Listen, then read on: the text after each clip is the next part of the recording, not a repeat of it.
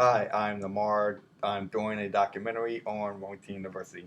In this documentary, two current students and two current administrators tell their story on the history of Wilmington University and how the university has affected them. Well, Wilmington University was founded in 1968, and someone purchased the land we're sitting on, which was a motel complex. It was a four-star motel on the way to Washington, D.C. before 95 was built. Once 95 was built, the motel went bankrupt, and someone came along and bought it to start a college. A gentleman named Don Ross, who was at the New York Institute of Technology, had an idea that universities and colleges should accept students who could not get into their first choice school because of possibly bad SAT scores or lower SAT scores or lower grades. So what he did was, if you had recommendations from your counselors, your ministers, your priests, your community people, he founded a place for students like that.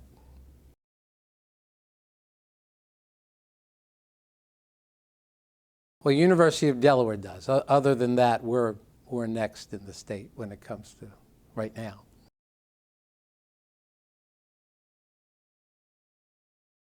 I mean, this is 18 acres, and it was full when I came here in 1987. There were motel rooms out there. They were dorms.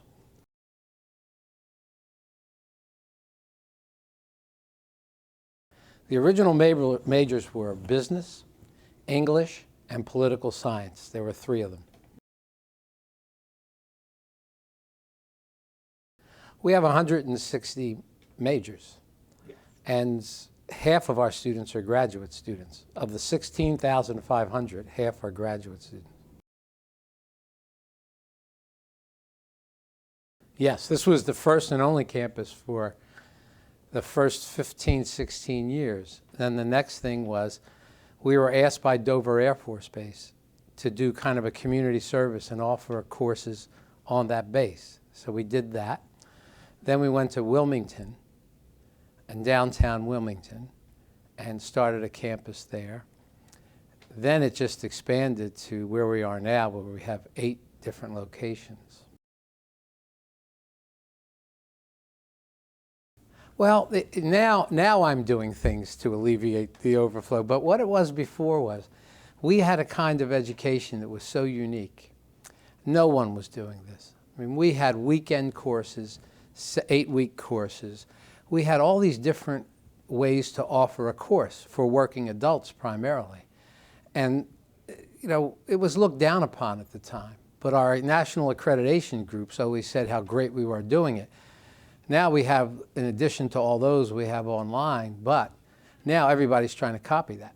But, you know, we just offer them in any given way that's convenient for a student to take it. That's the way to do it, but with the same quality. That's the most important thing. About 92% of all our students work in some way, part-time or full-time.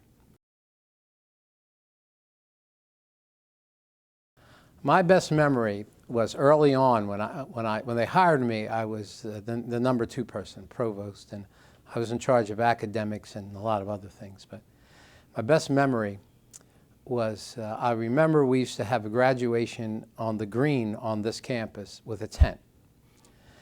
And I remember I used to come out here at night all the time because in those days they were mostly night students.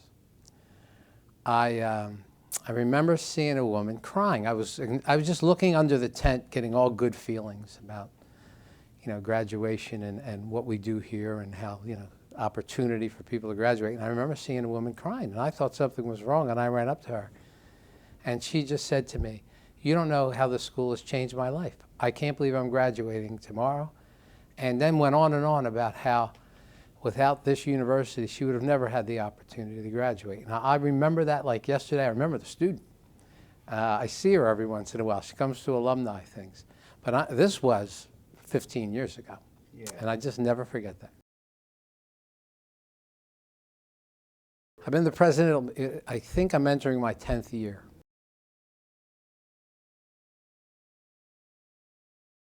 You know, our tuition is now the lowest in the state other than Del Tech. And we do that on purpose because we don't want people graduating here with giant debt. I mean, we raise our tuition about 2% a year. The average in the country is 6-7%. But we know that, you know, we've all been on the other end of that debt, people who work here. And we don't want you to go out there and have too much to pay back if you're getting any kind of loans.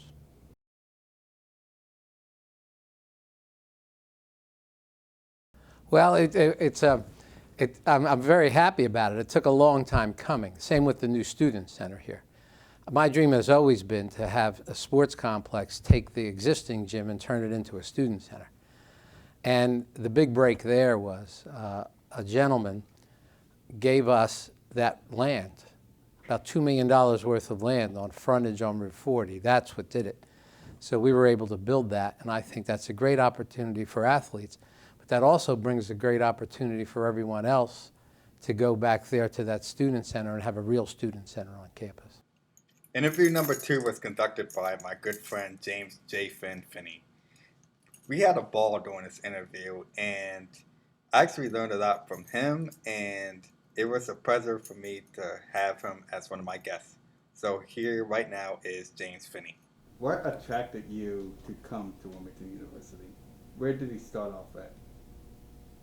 What attracted me to come to Wilmington University? Yes.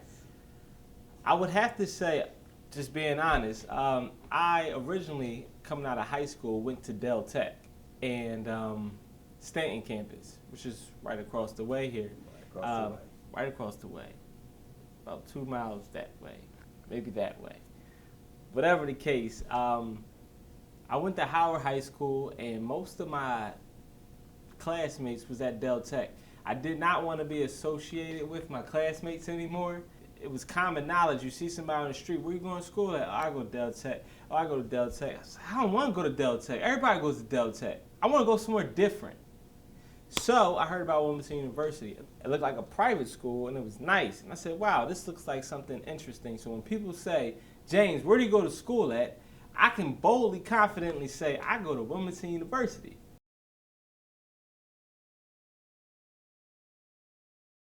Wow, well, it is superior, because the major that I took at Del Tech was psychology, and I hated it.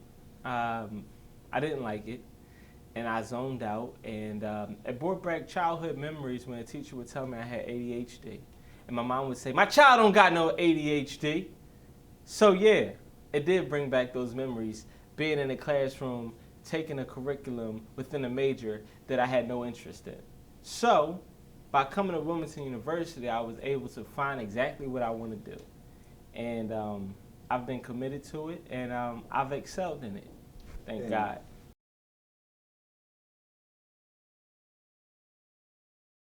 Oh, absolutely. I got one instructor I call coach, and I got another instructor I call mentor. The first one I call coach is Marcel Frank. He's currently not here at Wilmington University, but the guy taught me a lot. He'll tell you the truth, hands down. If your project sucked, he'll tell you it sucked, and he'll tell you why he said it sucked. And I appreciated him for that. I wish he was still here so other students can get that blessing that he gave me. And then I call the second one mentor. That's Calvin Hill. I learned a lot from Cal. Anytime I'm on a set and I need some information, when it comes to lighting, he helps me out. Producing too? No. Just lighting. Just lighting? Yeah. Yeah. So far, what is your best... Take that back. Yeah, producing too. He helps me out when it comes to different parameters within producing, trying to talk to this type of person here, and what type of documents need to be had. So yeah, definitely Calvin Hill helped in producing too.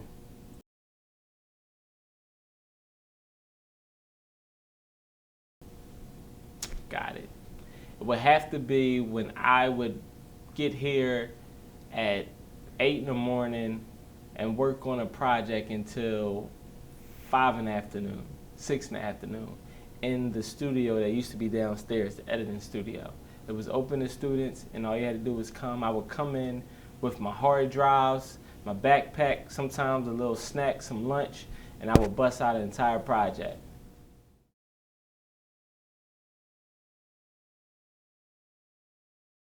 Mine TV, and so they still play it to this day. But all the editing was done at Wilmington University. I would not have been able to accomplish that if it had not been for Wilmington University.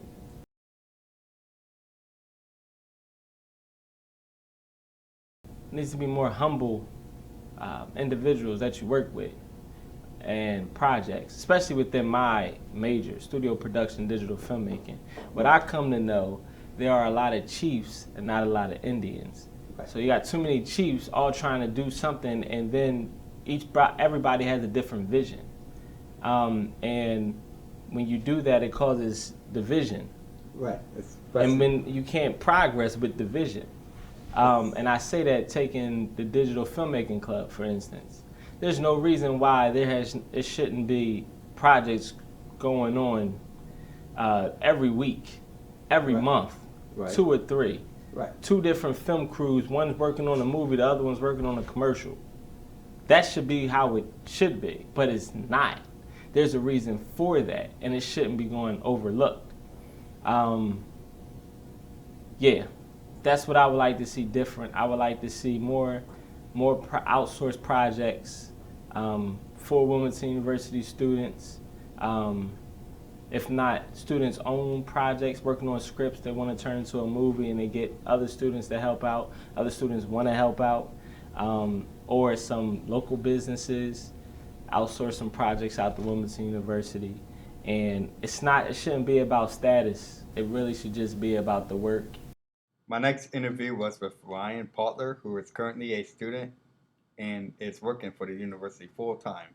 He is a friend of mine and was happy to be a part of this documentary.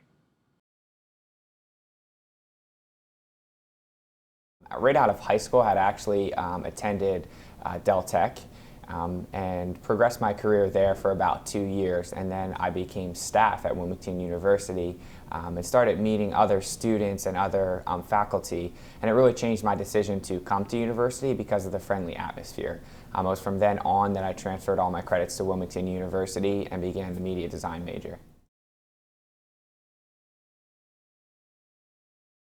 The year I started college altogether would be 2006. The year I started at Wilmington University would have began in 2011.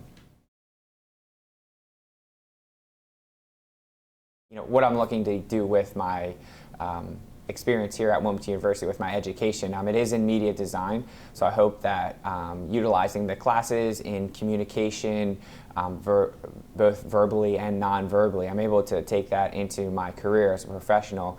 Use that in all different areas of life, making videos for somebody, taking some photos, or whatever else it will require, being a better public speaker, and that's something that Wilmington University has definitely given me. Yeah, that's a great question, how I feel about the expansion. I only know it as when I started in 2010, all of the buildings here on the Newcastle campus were already here, and they're brand new, and everyone had talked to me about what it used to be.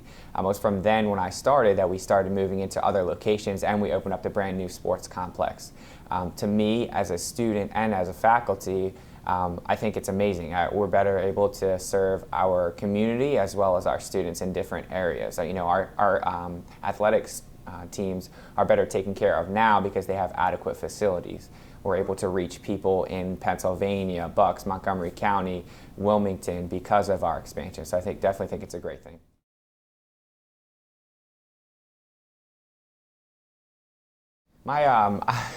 It's actually funny. I have a lot of great memories here because just because of the environment that it produces, the atmosphere for growth and change in a person's academic and professional career.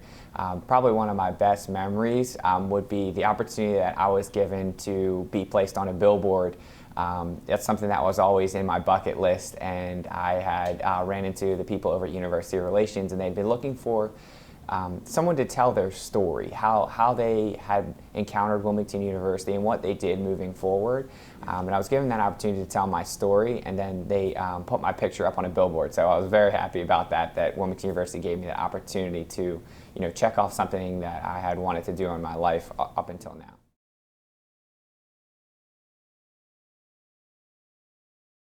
Absolutely, that's a great question. You know, the comparison of atmosphere between Wilmington University and other colleges is definitely something that is not like any other. I'm not going to directly compare it to any single university, only because, you know, I'm biased towards what we have going on here. I think that we're very customer service oriented, and I think stemming down from the president, we definitely try to make sure that everyone is taken care of. Personally, some other colleges that I have attended, you know, that wasn't their mission, that wasn't their goal.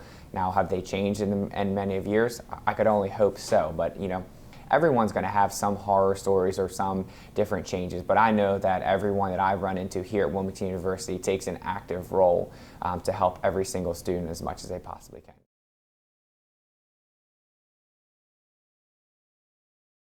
Yeah, that's a great question. You know, where would I take my college degree that Wilmington University is giving it, and how would I apply it to the real world?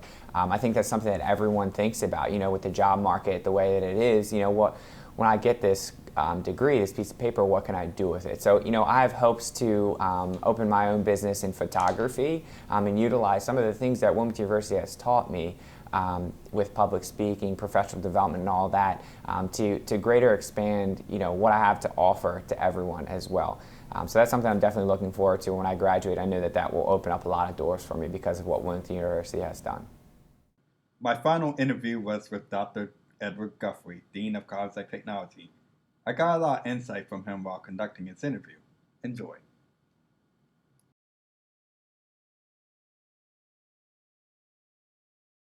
I finished master's and doctorate degree here, and because I was working full-time, it was a 3-hour drive to the University of Maryland or a 1-hour drive to Georgetown, Delaware. Okay.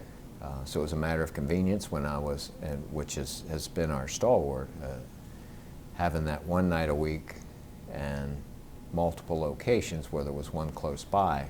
And when I was working full-time and had a family, it was the best option for me.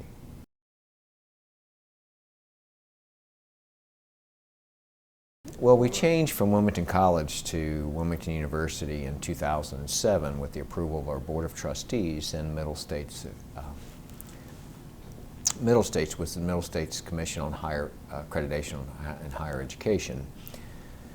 And basically that gave us and communicated that we were a university status, which means we have a very broad base and a strong foundation for our programs, and we have undergraduate, graduate, and doctoral programs. But one of the things that didn't change was our mission, and the focus of that mission is preparing people for the workforce. And we still pride ourselves, even with the change to university, with small class sizes, individualized instruction, and relevant curriculum.